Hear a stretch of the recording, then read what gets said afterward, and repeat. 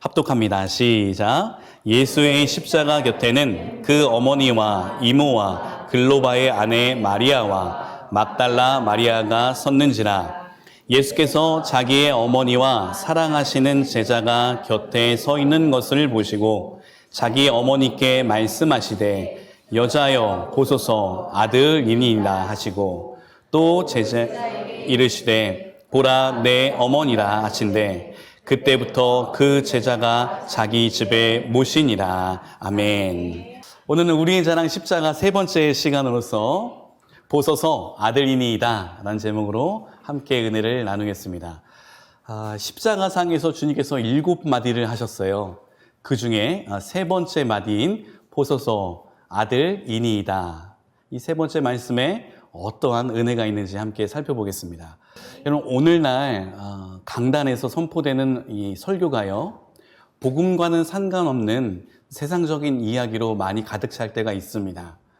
왜냐하면 성도들의, 오늘날 성도들, 예수 그리스도를 주로 고백하는 기독교인들, 성도들의 관심은 세상에 있기 때문이에요. 그렇다 보니까 설교자도 그 성도들의 관심사에 타협하여 세상의 문제와 현안들을 다루는 설교가 참 많지요.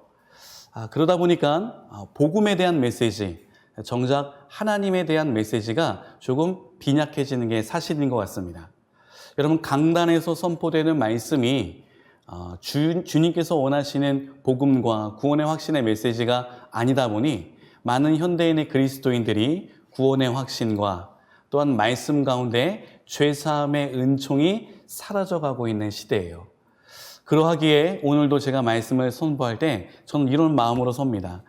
이것이 주님이 주신, 우리 공동체에 주신 말씀이기 때문에 제가 가감없이 전달해야 되며 혹은 꼭 누군가에게는 이것이 나에게 표적 설교하는 거 아닌가 이렇게 찌를 때가 있죠.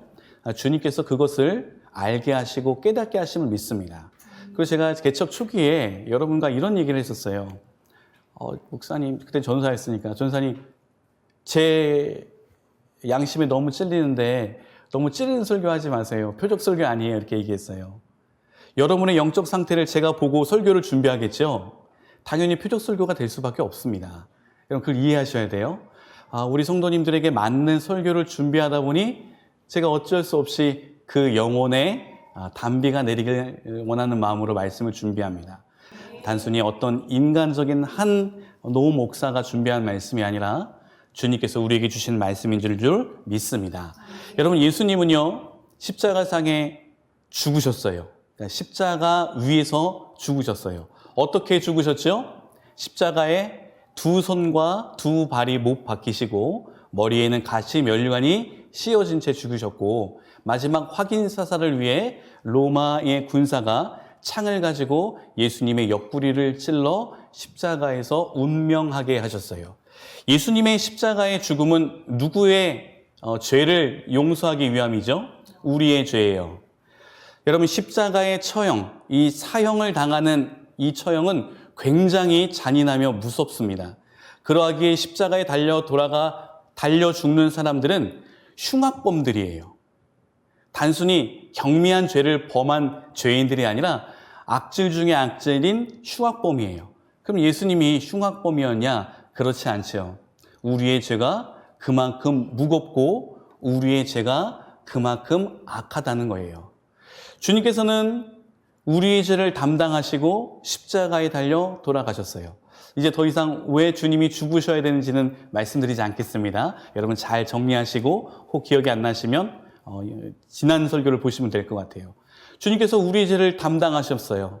그리고 십자가에서 죽으셨습니다. 그러면 여러분, 지금 공생의 기간 동안 주님의 생애는 30년, 3년, 3일로 압축할 수 있어요. 30년 동안 우리와 함께 이 세상에서 사시다가 30세부터 33살까지 3년 동안은 공생애, 본격적으로 십자가에 대한 은혜와 사랑을 가르치시며 우리를 치유하시고 회복하시며 구원하신 사역을 하셨어요. 그리고 3일 만에 부활하셨죠. 그래서 30년, 3년, 3일로 예수님의 생애를 압축할 수 있어요. 주님께서 왜 죽으셨다고요? 우리의 죄로 인하여서. 그러면 적어도 3년 동안 예수님과 최측근으로서 함께 하나님의 나라를 위해서 또한 이 땅의 삶을 위해서 예수님의 마음으로 교육받았던 12명의 제자들은 예수님이 십자가에 달려 돌아가실 때 어떻게 해야 했을까요?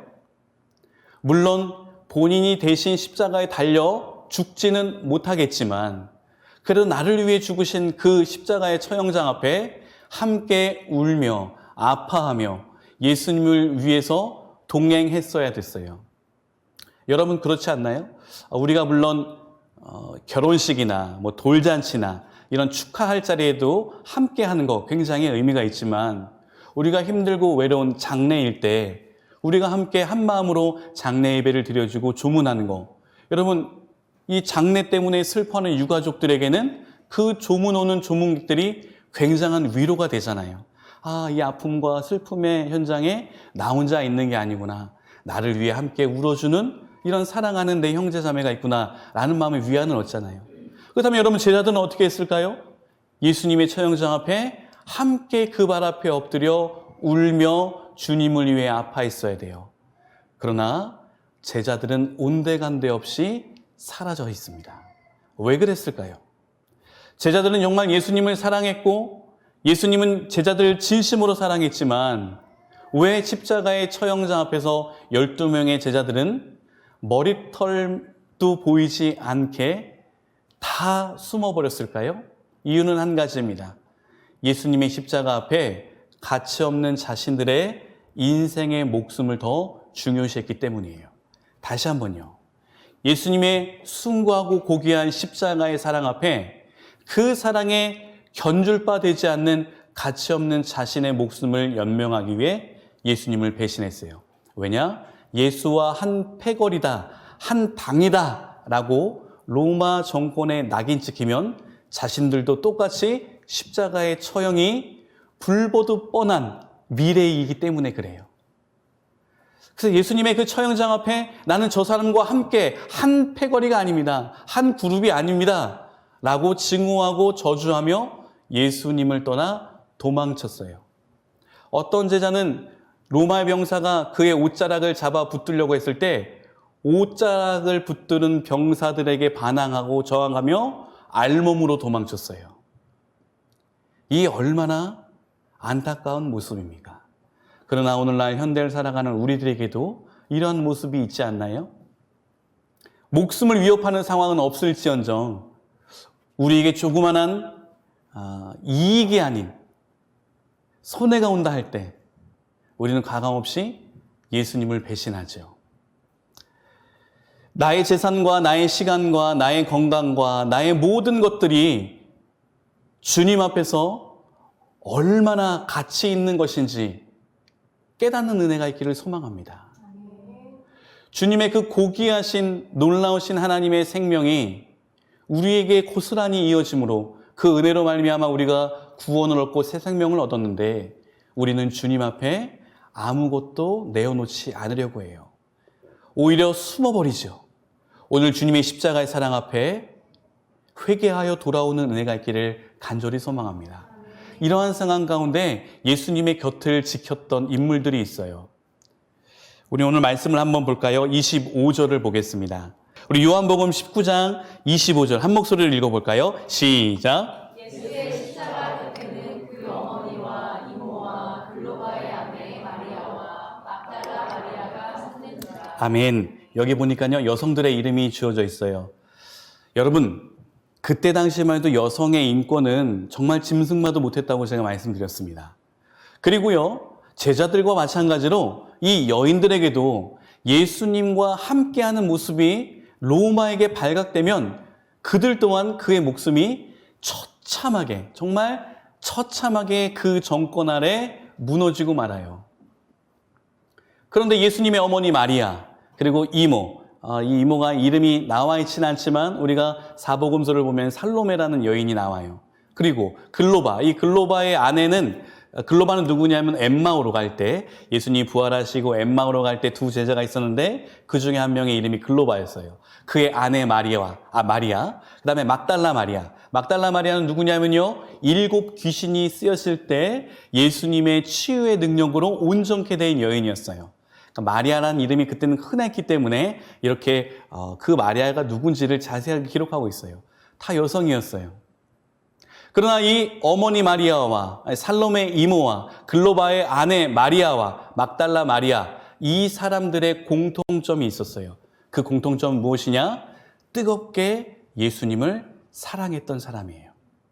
제가 그냥 사랑한 게 아니라 뜨겁게 주님을 사랑했다고 얘기했죠. 우린 모두 다 예수님을 사랑해요. 여기 혹시 예수님을 미워하거나 증오하신 분 있으신가요? 아니에요. 만약 그런 마음이 있다면 이곳에 앉아있지 않겠죠. 우린 다 예수님을 사랑해요. 근데 문제는 무엇이냐? 진짜 사랑하지 않는 것이 문제예요. 제자들은 예수님을 진정으로 사랑하지 않았어요. 그러나 이 여성들은 예수님을 진정으로 사랑했습니다. 이 진정으로 사랑한 데는 무엇이 있었을까요? 하나님의 아가페의 사랑을 그들이 체험했기 때문이에요. 아가페의 사랑은 하나님이 인류를 사랑하는 마음을 표현한 단어입니다. 아가페 사랑. 이것을 조금 더 쉽게 현대 언어로 풀면 목숨도 아까워하지 않고 나의 모든 것을 다 내어주는 사랑이 아가페의 사랑이에요. 그리고 이 아가페 사랑을 받았던 우리 인류들은, 우리 그리스도인들은 이제 그 아가페의 사랑을 받은 마음으로 이웃들과 교제하며 예배드려요. 그리고 이 사람이 아가페의 사랑을 받고 사랑하는 그 모습, 그 사랑을 우리는 까르타스라고 얘기합니다. 카리타스라고도 얘기하고요.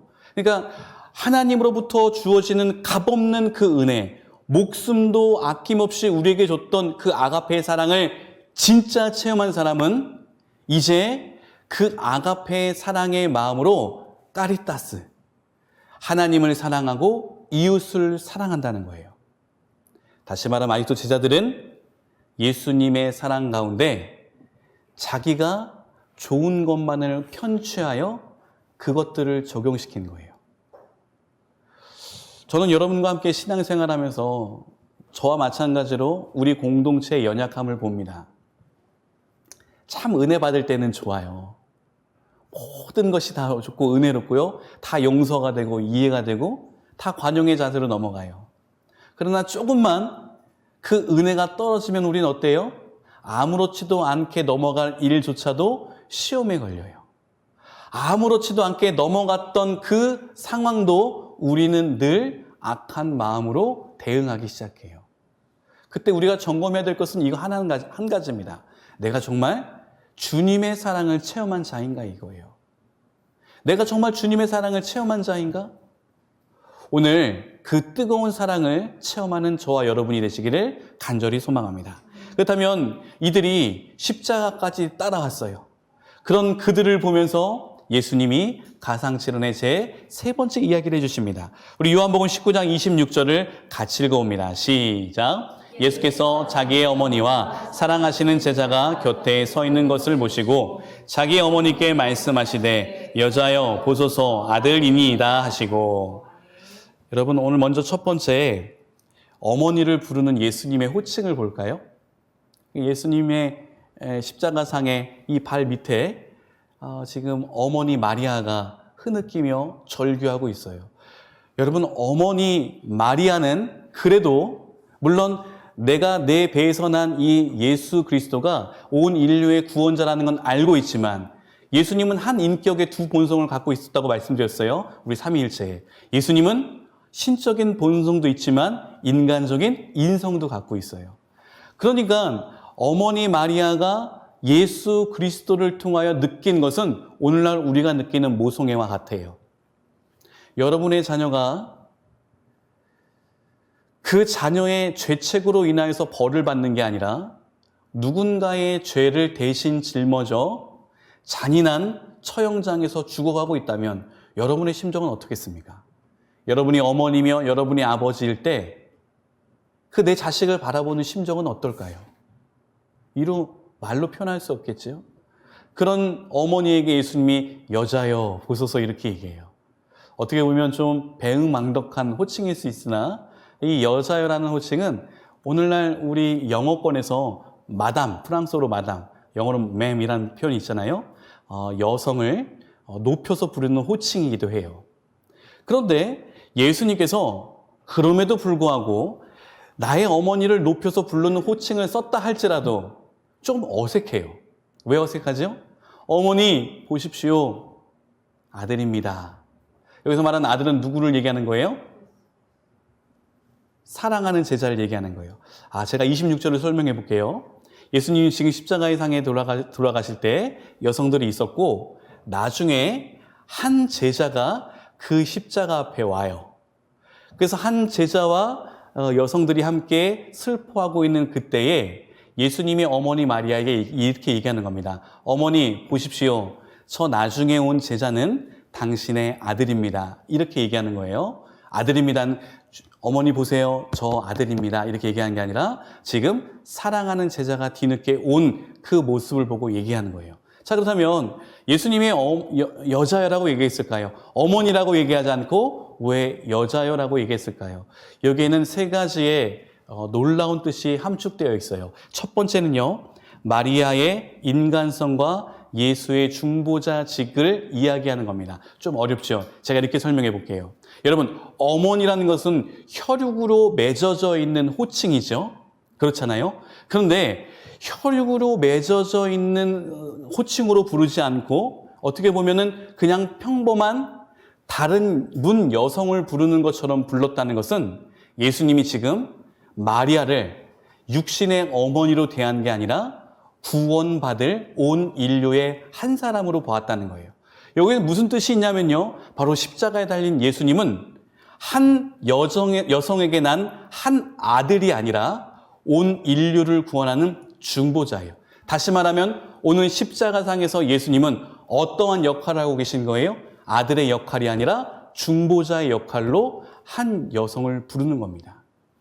예수님은 중보자예요. 중보자는 뭐죠? 중재자라는 표현도 쓰는데 한 대상과 한 대상이 함께 어우러질 수 없기에 그 한 대상과 한 대상이 어우러지려면 다리 역할이 필요해요. 이 다리를 놓는 다리 역할을 하는 사람을 우리는 중재자, 중보자라고 얘기해요. 예수님께서는 하나님과 우리 인간의 연합을 위해 중보자가 되어주셨어요. 여러분, 선과 악이 어떻게 하나가 될 수 있습니까? 어떻게 하나가 될 수 있어요? 둘 중에 하나겠죠. 여러분, 다시 한번 기름과 물이 어떻게 섞일 수 있을까요? 어떻게 섞일 수 있죠? 우리 과학 시간에 어떤 촉매제를 넣어가지고 어떤 물질을 넣으면 하나로 합쳐지는 경우가 있잖아요. 그런 중보자, 촉매제가 없으면 어떻게 둘이 합쳐질까요? 물이 기름이라든가 기름이 물이 돼야 돼요. 다시 말하면 하나님이 죄인인 인간이 되든가 인간이 하나님 같은 신격화돼야 돼요. 근데 불가능하잖아요.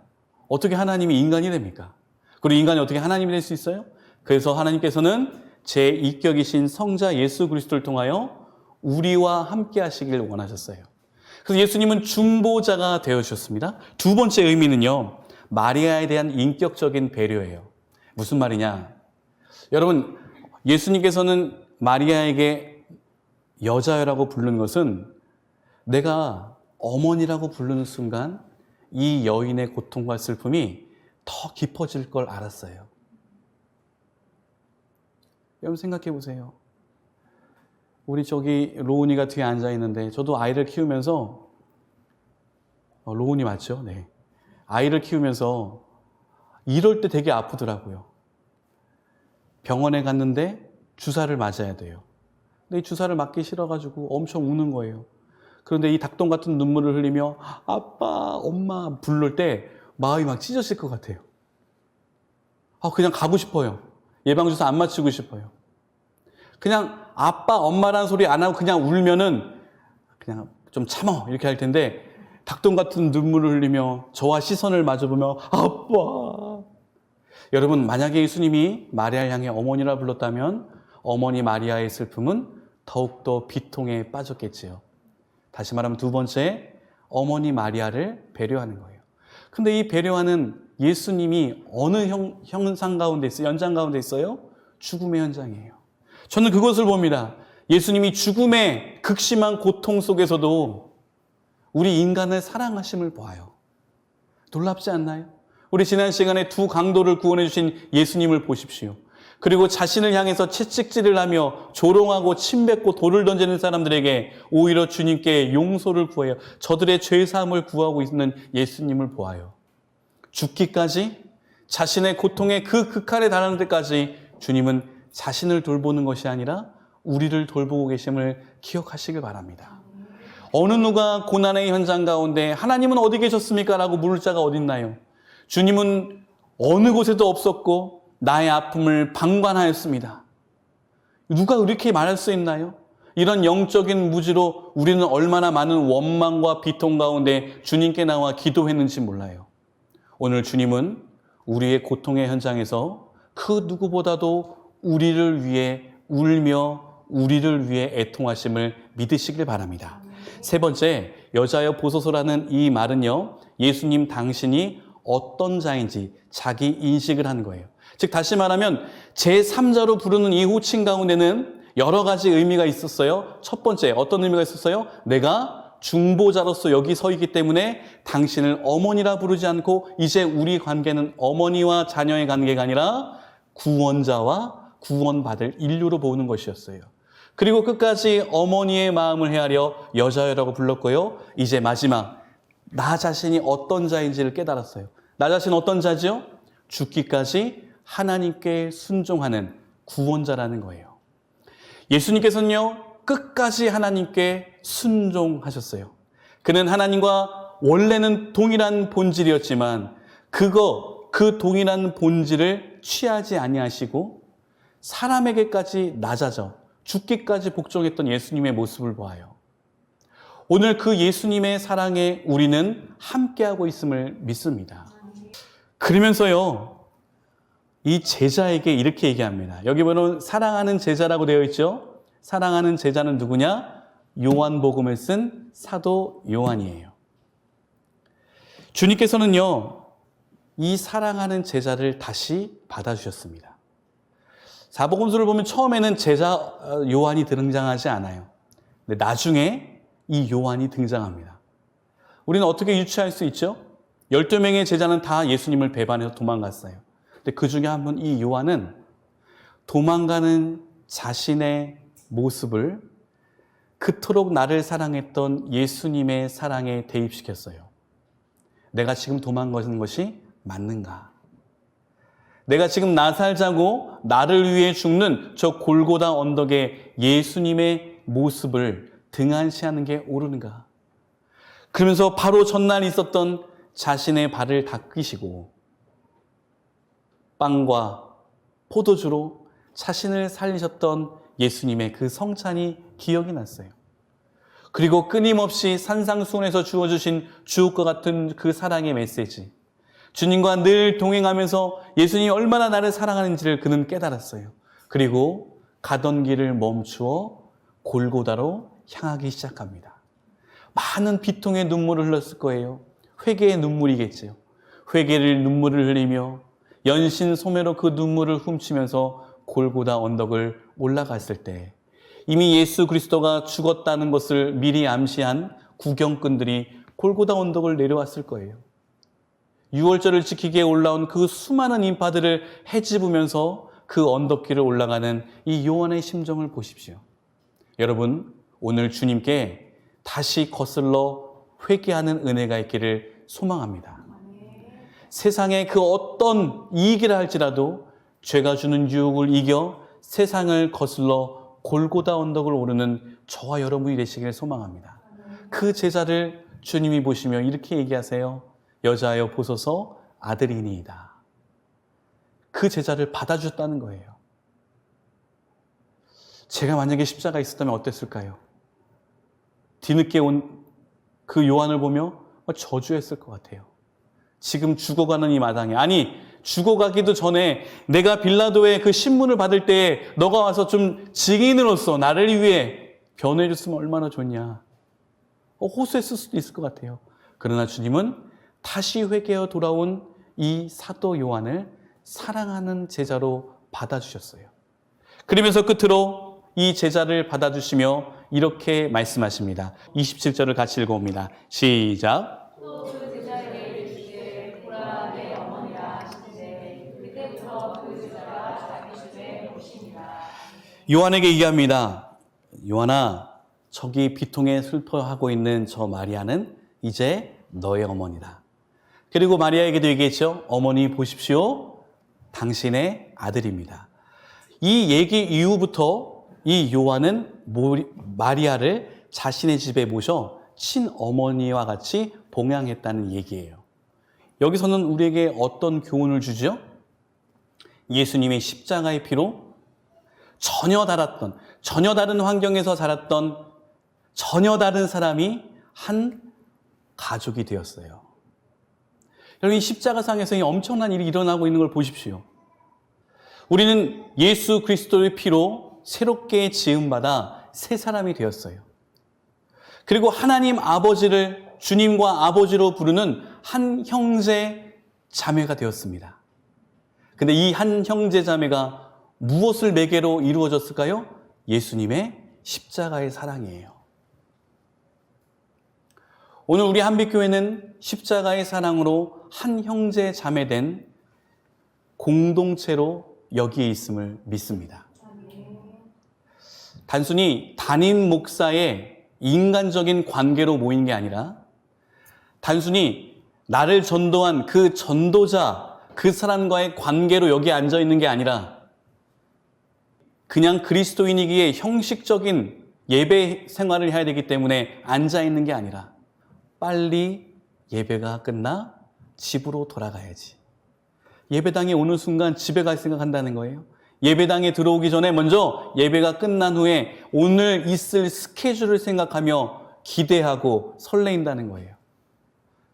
여러분, 어떻게 이럴 수 있을까요, 우리가요? 우리 회개해야 되지 않을까요? 예수님의 그 값없는 정말 그 사랑의 피로 우리는 한 형제자매가 됐고 그 뜨거운 사랑을 체험하여 이제 내가 주님의 제자라고 이곳에 앉아 주님만을 높이는 예배 시간에 우리의 모습은 어떤지 살펴봅시다. 저는 이런 간증을 여러분과 했던 적이 있어요. 여러분, 여기요 시간이 남아서 오시는 분들 없어요. 그리고 제가 알기로는 제가 전에 사역했던 대형교회에서 이곳으로 와서 예배 드리는 분도 있는 걸로 알고 있어요. 여러분, 그런 대형교회 정말 휘황찬란한 시스템과 정말 기라성 같은 목사님의 설교, 여러분 그것을 다 뒤로 하고 여러분은 여기에 앉아 있어요. 여러분 정말 분주하고 바쁜 일상생활을 살고 계시는 거 알고 있어요. 제가 이렇게 월요일부터 금요일까지 여러분들의 삶을 보면 정말 진짜 눈코 뜰 새 없이 바쁘게 생활하시는 여러분의 삶을 봐요. 그런 분들에게 이 주말, 특별히 이 주일은 얼마나 꿀같은 휴식을 제공해 주는 시간입니까? 그럼에도 불구하고 여러분들은 이곳에 앉아 있어요.